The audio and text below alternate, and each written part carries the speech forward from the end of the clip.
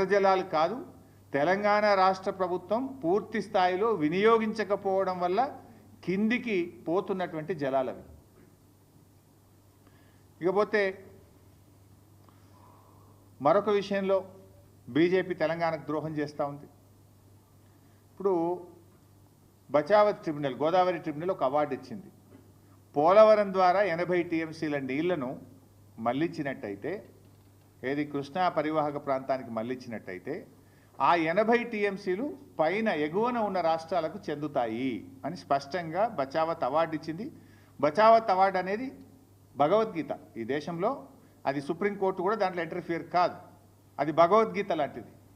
ఆ బచావత్ అవార్డు ఏం చెప్పిందంటే ఆ 80 టీఎంసీల్లో తెలంగాణకు 45 టీఎంసీలు, అదేవిధంగా కర్ణాటకకు 25 టీఎంసీలు, మహారాష్ట్రకు 14 టీఎంసీలు అని చెప్పింది. ఆ బచావత్ అవార్డు ప్రకారం కర్ణాటక అప్లై చేసింది సిడబ్ల్యూసీకి. ఇక వాళ్ళు ఆంధ్రప్రదేశ్ వాళ్ళు పట్టిసీమ పెట్టి నీళ్లు డైవర్ట్ చేసిండ్రు, మాకు 25 టీఎంసీలు ఇవ్వండి అంటే అప్పర్ భద్రా ప్రాజెక్టుకు 25 టీఎంసీలు కేటాయిస్తూ ఢిల్లీ వాళ్ళు సిడబ్ల్యూసీ అనుమతి ఇచ్చేసింది. అదేవిధంగా మహారాష్ట్ర వాళ్ళు కూడా ఈ 14 టీఎంసీలు మాకు చెందుతాయి, బచావత్ అవార్డు ఇచ్చింది, ఎందుకంటే వాళ్ళు పోలవరంకు నీళ్లు డైవర్ట్ చేసిండ్రు అంటే ఆ 14 టీఎంసీలను అలో చేస్తూ కేంద్ర బీజేపీ ప్రభుత్వం సెంట్రల్ వాటర్ కమిషన్ అనుమతి ఇచ్చింది. అదే పద్ధతిలో తెలంగాణ మనం 45 టీఎంసీలు మాకు దక్కుతాయి, ఓ బచావత్ అవార్డు ఇచ్చింది, ఈ 45 టీఎంసీలు మేము పాలమూరు ఎత్తిపోతల పథకానికి కేటాయించుకుంటున్నాము, దీనికి అనుమతి ఇవ్వండి అంటే డిపిఆర్ వాపసు పంపుతారు. అంటే ఒక అవార్డులో 3 రాష్ట్రాలకు కేటాయించారు, 45 తెలంగాణకు, కర్ణాటకకు 25, మహారాష్ట్రకు 14.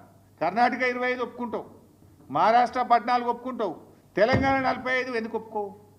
ఇది బీజేపీకి తెలంగాణ పట్ల ఉన్న వివక్షకు నిదర్శనం, కుట్రకు నిదర్శనం, కక్షకు నిదర్శనం. తెలంగాణకు బీజేపీ చేస్తున్న ద్రోహానికి ఇది ఒక ఉదాహరణ అని చెప్పి నేను మనవి చేస్తా ఉన్నాను. ఇంత దుర్మార్గంగా ఎట్లా వ్యవహరిస్తారు? సో అందువల్ల పాలమూరుకు ఈ డిపిఆర్ ఎందుకు వాపసు పంపిండ్రు?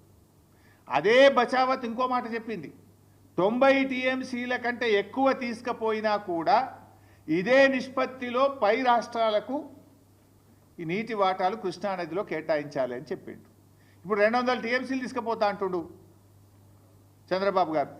200 తీసుకపోతే బచావత్ ట్రిబ్యునల్ అవార్డు ప్రకారం ఏది 45-21-14 కదా రేషియో, 45 తెలంగాణ, 21 కర్ణాటక, 14 మహారాష్ట్ర.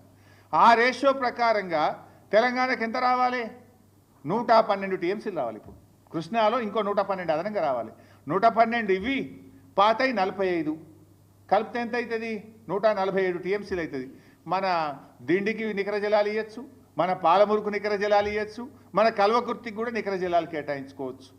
మరి ఇది ఎందుకు అడగడు రేవంత్ రెడ్డి? అడగడు ఎందుకు? ప్రశ్నించడం ఎందుకు? ఆ రోజు వెనకట మీ అందరు మీరు కూడా సాక్ష్యం. ఆనాడు పోతిరెడ్డిపాడు పొక్క పెద్దగా చేసి పోరాడింది బీఆర్ఎస్, పోరాడింది ఒక్కడు పీజేఆర్. ఇదే ఉత్తమ్ గిత్తం వీళ్ళంతా పెదవులు మూసుకున్నారు మంత్రులుగా ఉండి. ఆ రోజు పోతిరెడ్డిపాడు పొక్క పెద్దగా చేసి కృష్ణా జలాలను రాయలసీమకు తరలించుకుపోతుంటే హారతులు పట్టింది కాంగ్రెస్ నాయకులే.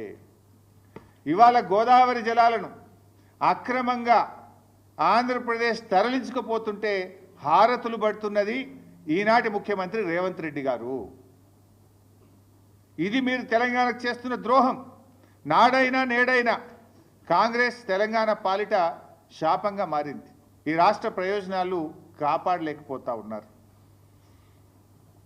అసలు మీరు చూడండి ఒకసారి, ఏడాదినర్థం కాంగ్రెస్ పాలన ఏం సాధించింది?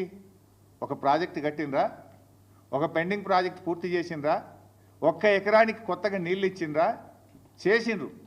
కొన్ని పనులైతే చేసిండ్రు. ఏం చేసిండ్రు? కృష్ణా నది మీద ఉన్న ప్రాజెక్టులను కేఆర్ఎంబీకి అప్పచెప్తూ సంతకాలు అయితే పెట్టి వచ్చిండ్రు. మళ్ళా కేసీఆర్ గర్జిస్తే, బీఆర్ఎస్ పోరాడితే అప్పుడు కళ్ళు తెరిచి లేలే మేము అప్పచెప్పమని అసెంబ్లీలో తీర్మానం చేసిండ్రు. ఇది మీరు చేసిండ్రు. పెద్దవాగు కొట్టుకపోయింది, వట్టెం పంప్ హౌస్ మునిగిపోయింది, ఎస్ఎల్బీసీ టనల్ కుప్పగూలిపోయింది.